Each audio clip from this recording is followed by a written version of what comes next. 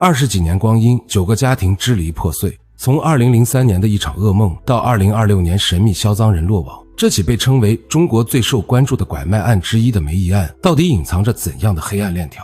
故事的開頭要從20年前的一樁入室搶拐案說起。2005年1月4日，廣州增城的高管申軍良出門上班，家中只剩下妻子於小麗和即將滿1周歲的兒子生衝。午後，2名壯漢突然闖入，對於小麗實施麻醉並將其捆綁。等他掙脫束縛時，兒子生衝已經不知所蹤。更令人脊背發涼的是，警方在調查中發現，住在申軍良斜對门的一對夫妻離奇失蹤。這對夫妻是20多天前才租下房子的，他們正是負責踩點的人贩子團伙成員。按理說，人證物證俱在，案子應該很快能破。但現實卻給了申軍良夫婦沉重一擊。由於這對租房夫婦沒有留下任何真實有效的證件信息，鄰里之間也不知其真名實姓，案件調查瞬間陷入了死胡同。從這天起，申軍良踏上了一條食不果腹、衣不蔽體的艱難尋子路。他辭去了年薪幾十萬的高管職位，幾乎跑遍了整個廣州。為了尋找線索，他花光積蓄，賣掉車子，甚至欠下了50多萬的外債。睡馬路、吃泡面是常態，但他從未停下腳步。3年間，申軍良根據市民線索找回了50個孩子，卻沒有一個是他的親生兒子生冲。與此同時，另一個家庭也在承受着同樣的煎熬。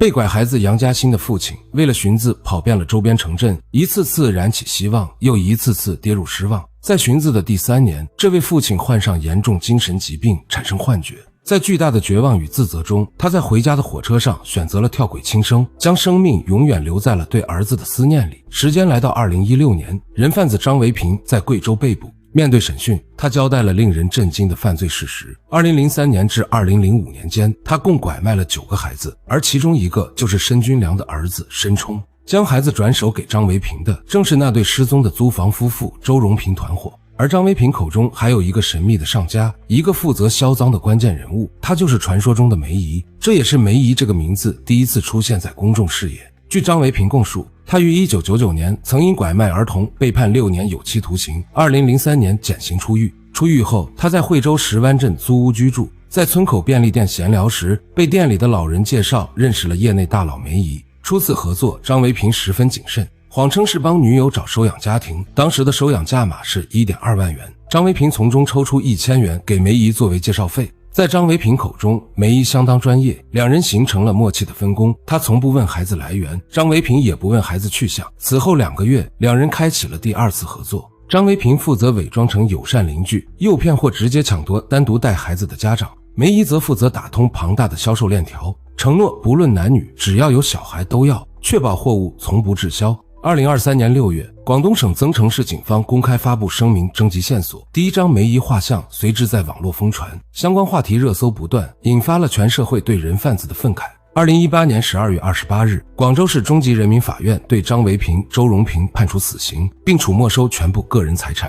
2名同夥判無期徒刑，另一同夥獲刑10年。2021年2審，周榮平當庭撤銷上訴，維持原判。2023年4月27日，張維平、周榮平被執行死刑。值得一提的是，張維平在被捕後深知自己罪無可赦，他甚至沒有聘請辯護律師，在法庭上直言希望法院判他死刑，立即執行。在確鑿的證據面前，他說謊的可能性微乎其微。為了進一步鎖定梅姨，警方邀請了山東省公安廳首席模擬畫像專家，被譽為神筆警探的林宇輝出山。林宇輝曾因幫助美國警方模擬張穎穎案嫌犯畫像而聞名。2019年3月，林宇輝根據梅姨同居男友潘冬梅及其女兒的描述，耗時4個小時反復調整，畫出了第2版梅姨畫像。隨後，他利用 AI 技術合成了一張彩色畫像。這張畫像眉眼逼真，嘴角微揚，極具辨識度。申軍良將這張彩色畫像上傳至社交平台後，傳播速度驚人，一時間全國各地湧現出大量梅姨的烏龍報案，引發了不小的社會恐慌。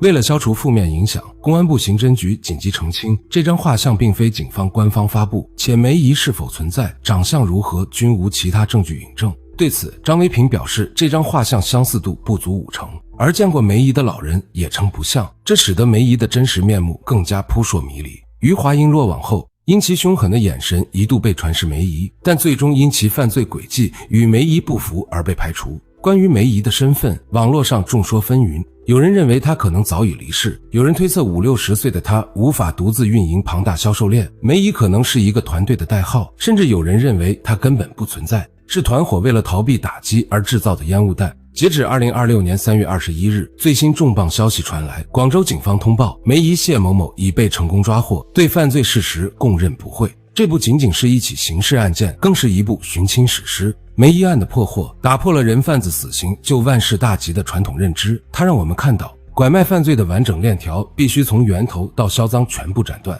9個家庭，有的父母青絲變白髮，他們從未放棄尋找。而隨着2026年梅姨的落網，這起跨越20幾年的驚天大案終於迎來了全鏈條告破的時刻。正義或許會遲到，但從未缺席。梅姨案的告破是對所有受害者的告慰，也是對犯罪分子的最強震慑。願天下無拐，每個孩子都能平安回家。